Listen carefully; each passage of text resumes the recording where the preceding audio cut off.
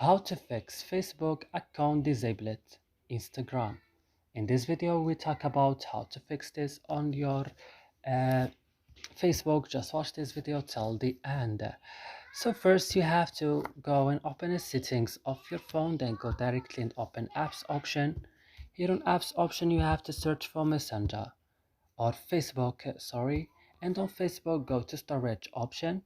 Click now on the last button here, clear data, click OK, and then you have to back and click on force stop and click OK. Now go to this option, set as a default. Make sure that this option open supported links, it's allowed like this, and after this your problem will be solved. So I hope guys this video is helpful for you. Don't forget to like and subscribe in our channel. See you in another video.